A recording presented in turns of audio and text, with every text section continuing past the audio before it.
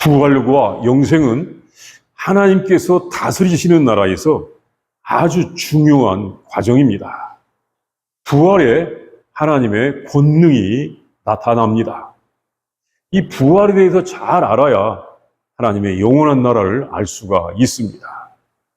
이 예수님께서 예루살렘에서 십자가에서 죽고 부활하시기 전에 하나님을 잘 믿는 척하는 사람들로부터, 이게 자기들이 생각하기는 하나님을 잘 믿는다고 생각하는 사람들로부터 많은 공격을 받으셨습니다.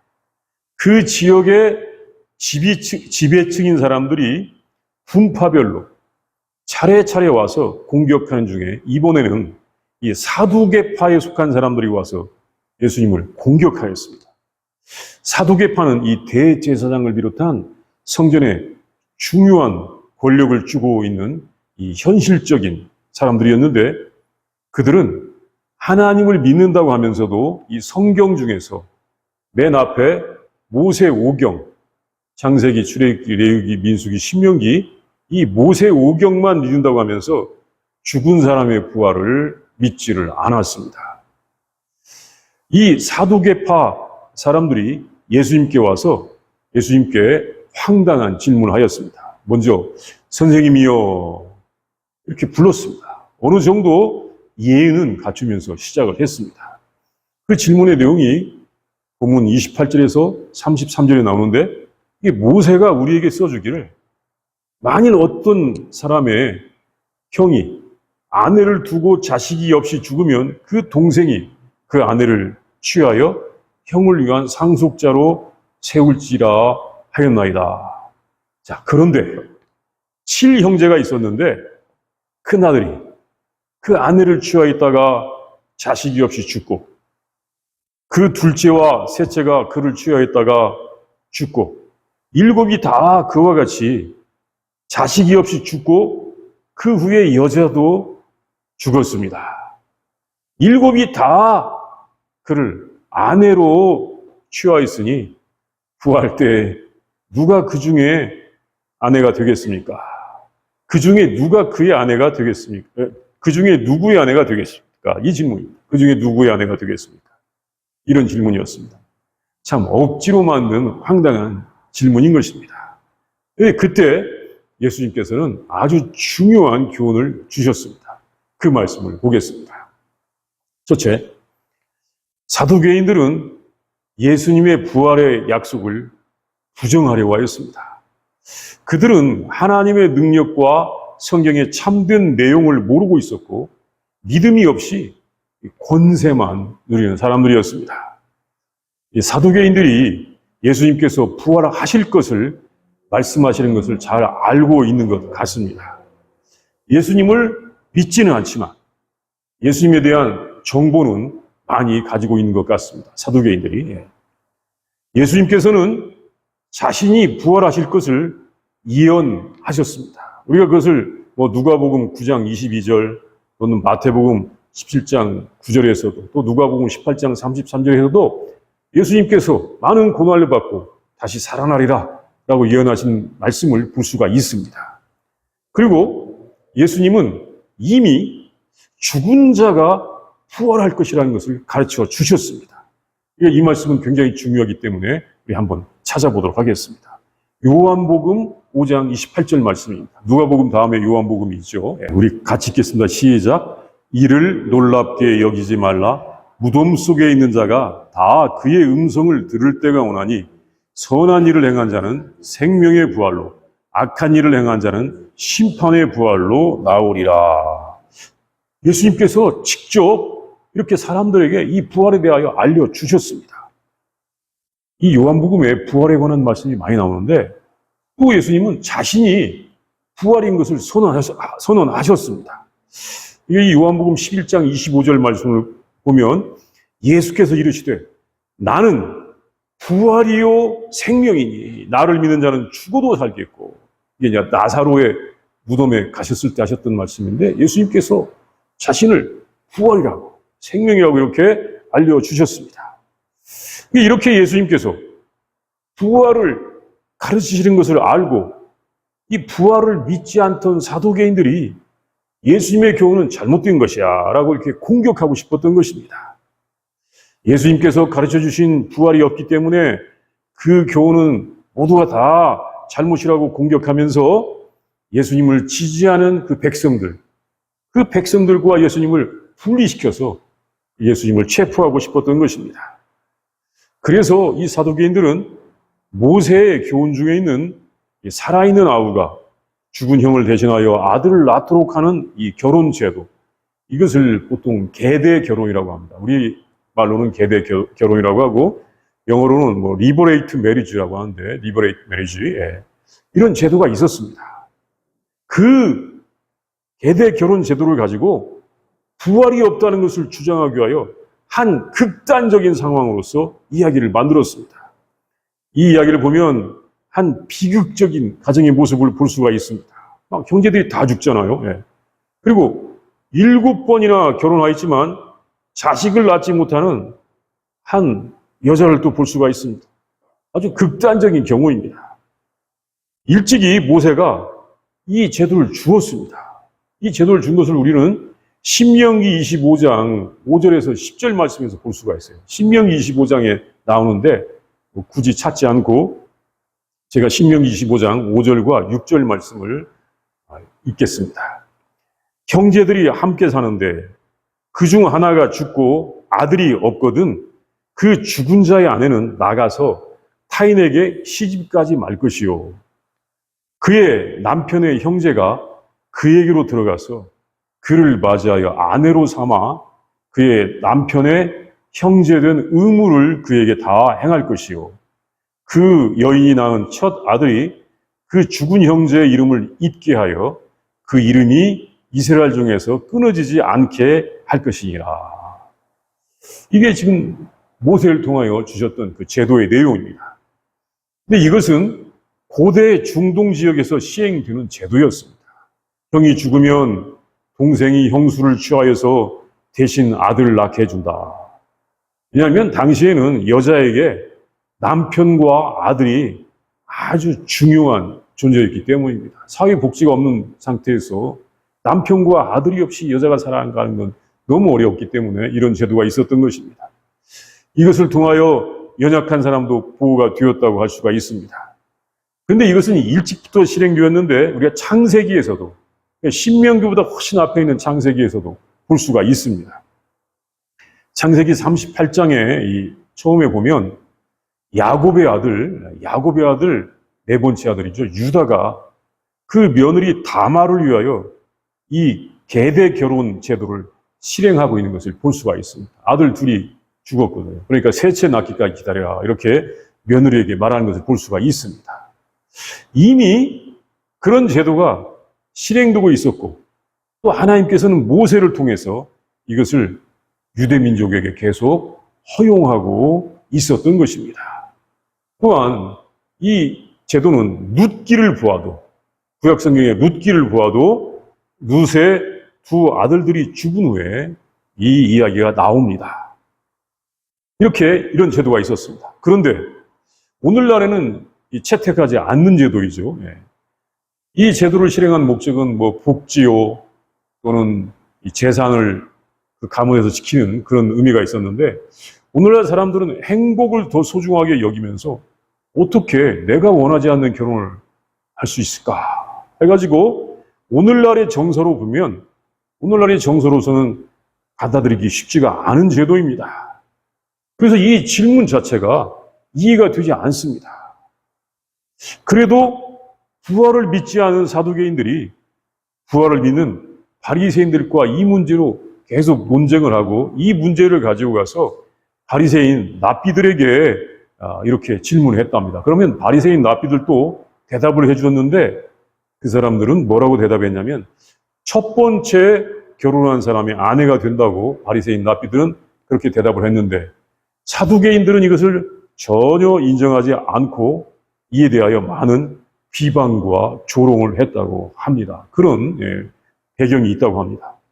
이게 사두개인들은 예수님도 그렇게 대답할 거야 라고 기대하고 와서 이 질문을 하고 그렇게 대답하면 자기들이 했던 그런 비방과 조롱을 하려고 하려고 했던 것 같기도 합니다. 이것은 하나님의 나라와 부활을 믿지 않는 사람들이 예수님의 중요한 말씀을 모두 부정하고 예수님이 잘못하고 있다라고 공격하여서 예수님은 그리스도가 아니라고 그렇게 주장하려고 했던 의도가 있는 것이었습니다. 두 번째, 예수님께서는 그 질문의 대답을 통해서 부활 후에 세계의 모습을 알려주셨습니다. 부활한 다음에는 결혼이 없고 죽지 아니하며 하늘의 천사들과 같게 되는 것입니다. 이 세상에서 사람은 한 번 죽습니다. 모두 죽습니다. 969세를 살았던 무두셀라도 죽었습니다. 그 죽음으로 끝나는가? 결코 아닙니다. 이 세상에서 죽은 후에 부활이 있습니다. 그 부활한 다음에 어떤 모습일까요? 부활 후에 어떤 모습일까요? 그곳은 이 세상과 다른 곳입니다. 그곳에서는 장가가고 시집가는 것이 없습니다. 그리고 더 이상 죽음이 없습니다. 그리고 천사와 같습니다. 그곳에서 이 결혼 관계, 여기에서의 결혼 관계가 지속되는 것은 아닙니다. 여기에서 아무리 사랑하는 부인과 같이 살았어도 거기서는 그 관계가 지속되는 게 아니고 아무리 미워하는 사람과 같이 살았어도 더 이상 볼 일이 없는 것이죠. 예. 이 결혼 관계가 지속되는 것이 아닙니다. 그럼 왜 결혼하지 않을까? 이것을 이 청교도인 매튜 헨리 목사님, 유명한 매튜 헨리 목사님이 이렇게 해석을 했습니다. 예. 결혼이라고 하는 것은 기쁨을 위한 제도인데 하나님과 하나가 되어서 사는 것이 지극한 기쁨이 되기 때문에 거기서는 장가가고 시집가는 것을 통한 결혼은 더 이상 필요 없다.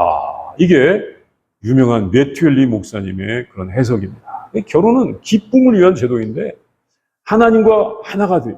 천국에 가면 하나님과 하나가 되는 거죠. 하나님과 하나가 되는 것이 천국의 삶이죠. 지극한 기쁨이 되기 때문에 더 이상 그런 결혼의 기쁨은 필요가 없다. 참 이 매튜 헨리 목사님이 참 성경 말씀을 잘 아셨던 것입니다. 천국에서 하나님과의 연합을 통한 기쁨을 알면 더 이상 기쁨은 필요 없다. 근데 이것은 사실은 매튜 헨리 목사님이 말씀하신 것만이 아니고 일찍이 이 깊은 기도를 실행했던 이 수도원의 수도사들, 이 수도원의 수도사들도 그런 말씀을 했어요. 예. 정말 우리 영혼이 하나님과 하나가 되면 더 이상의 기쁨은 없다. 그냥 지극한 기쁨을 맛본다.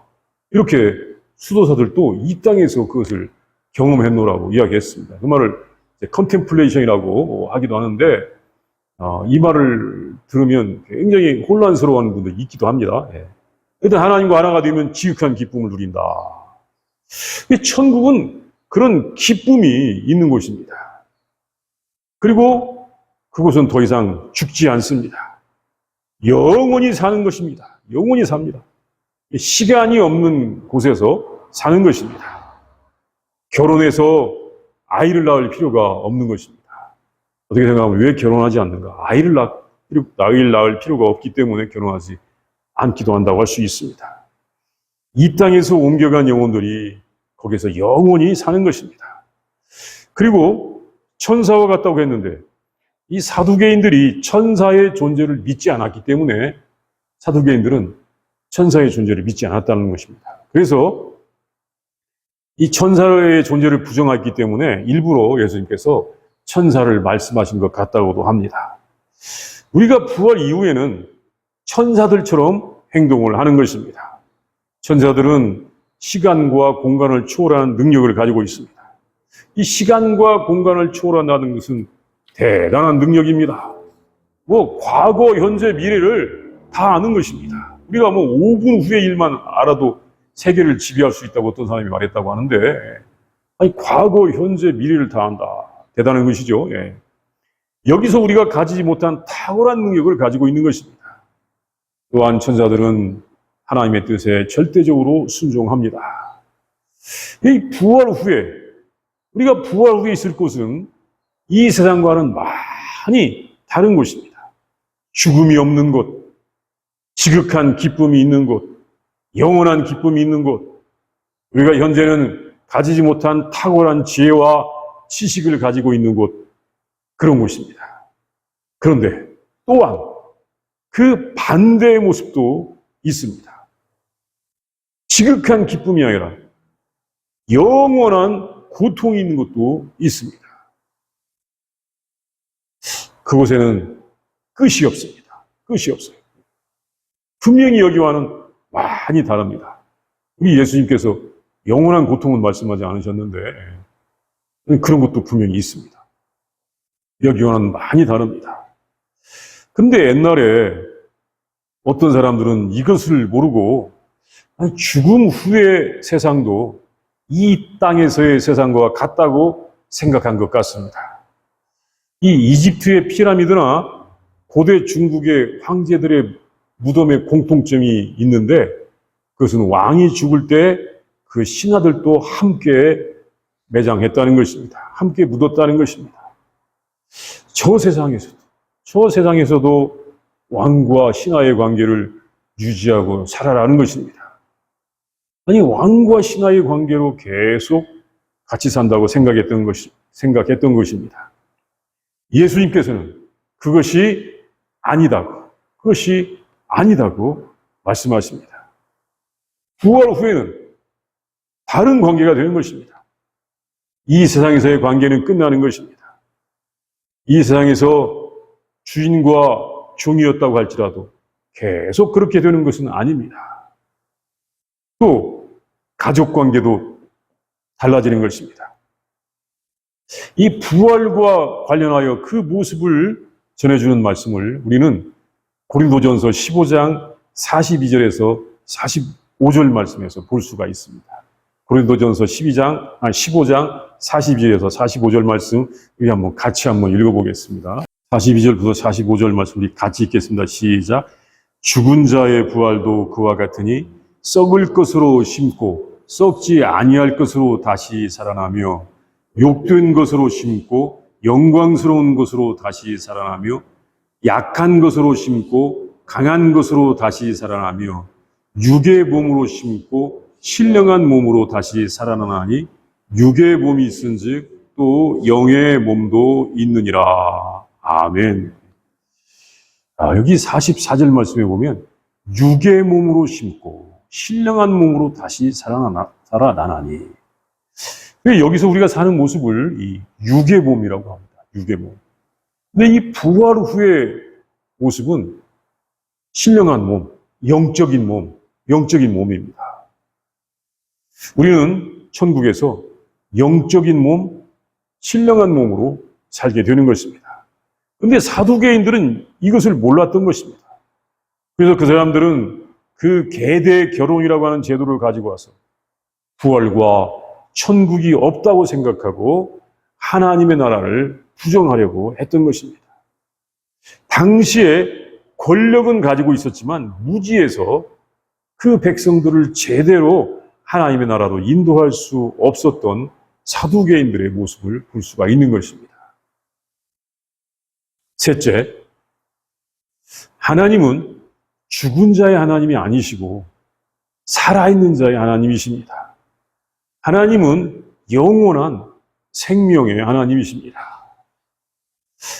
그때 이 부활을 믿지 못하는 사람들에게 예수님께서는 그들이 믿는다고 하는 이 모세오경의 말씀을 가지고 부활을 확증해 주셨습니다.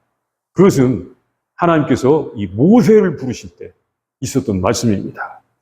하나님께서 호렙산에 나타나셔서 모세를 부르셨습니다. 가시나무 떨기에서 불이 붙어서 꺼지지 않고 있었습니다. 모세가 아니 왜 불이 꺼지지 않을까 하고 신기해서 거기에 가보지 않습니까? 갔다가 하나님의 그 부르심을 듣습니다. 하나님께서는 모세를 부르신 후에 자신을 계시하셨습니다. 그때 하나님 뭐라고 자신을 계시하셨냐면 이게 출애굽기 3장 6절의 말씀인데 나는 내 조상의 하나님이니 아브라함의 하나님, 이삭의 하나님, 야곱의 하나님이니라. 이렇게 하나님께서 자신을 모세에게 계시해 주셨습니다. 근데 이 말씀에 우리 예수님의 말씀을 보니까 영생에 관한 아주 중요한 단서가 있는 것입니다.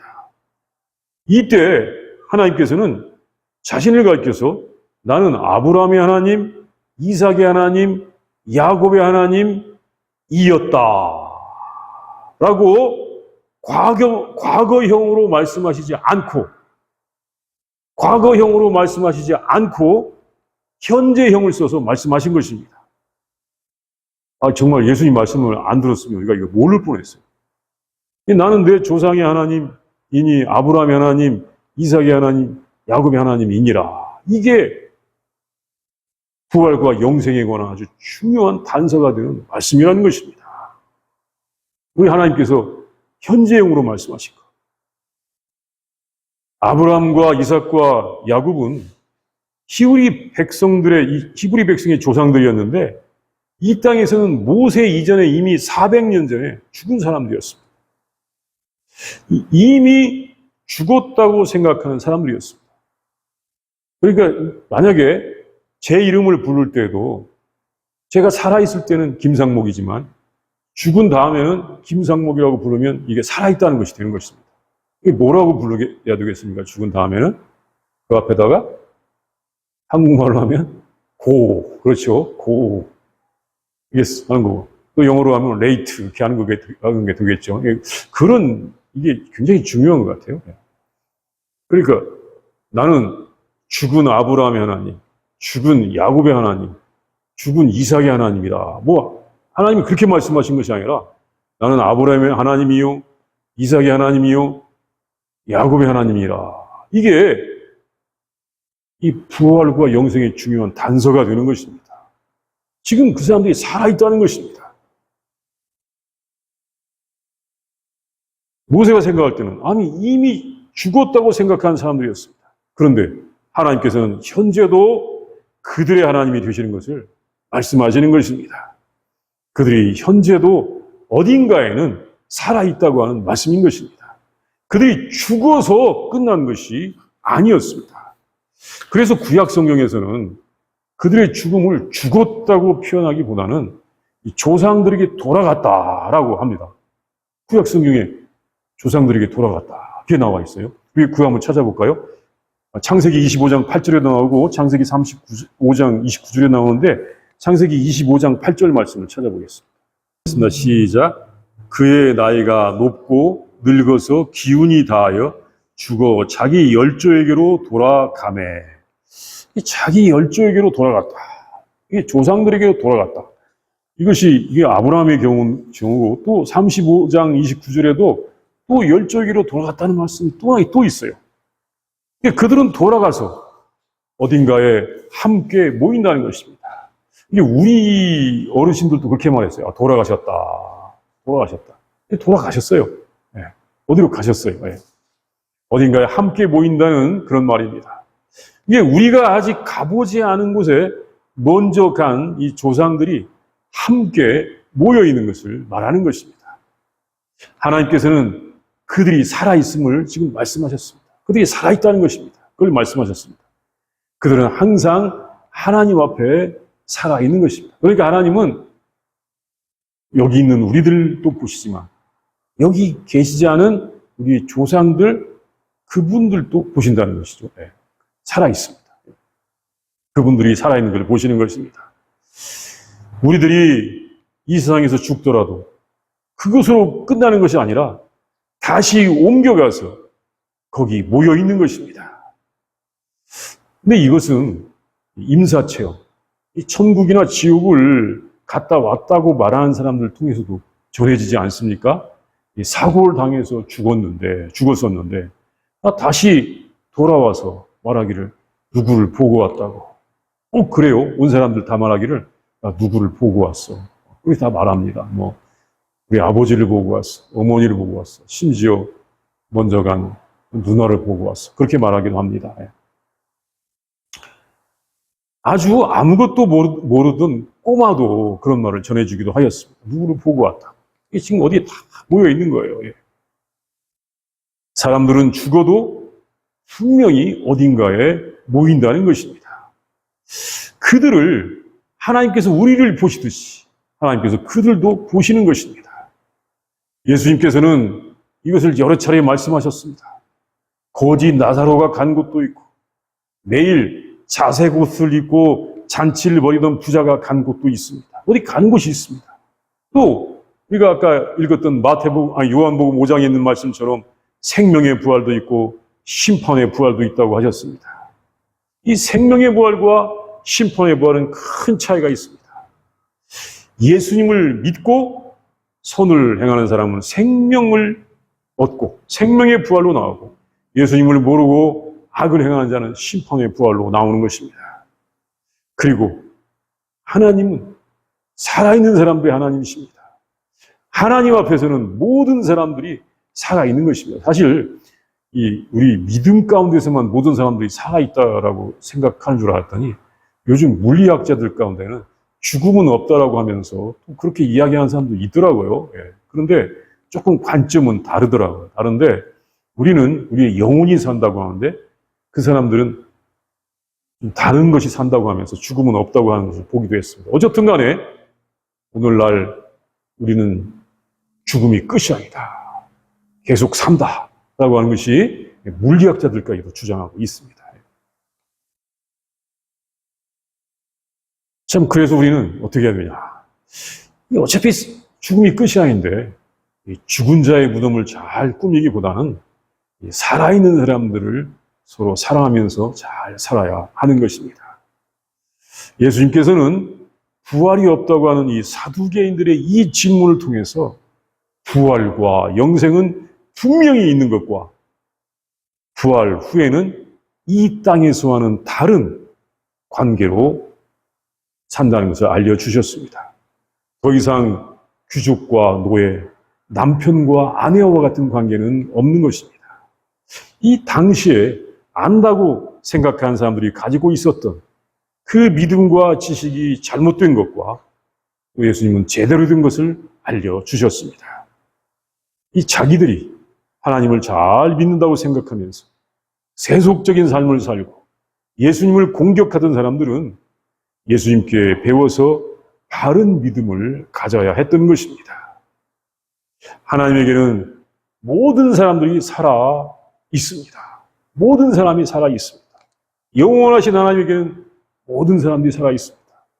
그 중에는 찬양하고 감사하며 사는 영혼이 있고, 반대로 탄식과 고통과 원망과 불평 속에 살아가는 영혼도 있는 것입니다.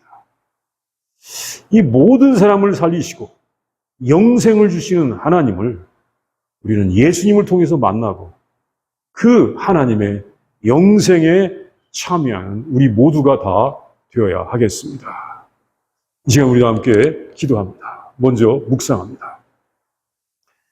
본문의 말씀을 상상해 봅니다. 우리 예수님을 공격하러 사두개인들이 나와가지고 선생님이여 라고 부르면서 상당히 황당한 질문을 합니다. 모세가 이렇게 말하였는데 그렇게 결혼해서 첫째도 죽고 둘째도 죽고 셋째도 죽었습니다. 일곱도 다 죽었는데 부활 후에 누구의 아내가 되겠습니까? 이런 질문을 할 때 우리 예수님께서 너희들이 부활과 영생을 모른다고 말씀하시면서 부활 후에는 그런 결혼도 없고 이제 죽음도 없고 그렇게 우리가 천사와 같다고 하나님 나라의 진리를 알려주셨습니다. 그러자 대답을 잘 못하고 늘 비방과 조롱을 받던 바리새인들이 선생님 말씀을 잘 하셨습니다라고 예수님을 갑자기 칭송한 모습도 우리가 볼 수가 있습니다. 우리가 이 모습을 상상하면서 우리 예수님께서 말씀하신 부활과 영생의 세계를 우리가 묵상하도록 하겠습니다.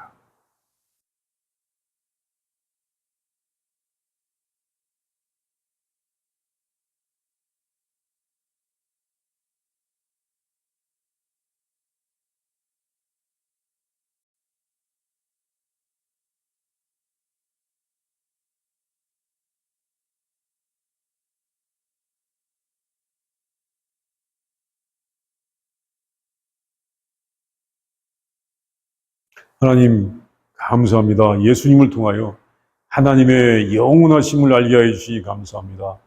또한 하나님의 은혜와 사랑으로 창조된 우리들의 영원한 삶에 대해서도 알게 하여 주시니 진심으로 감사를 드립니다.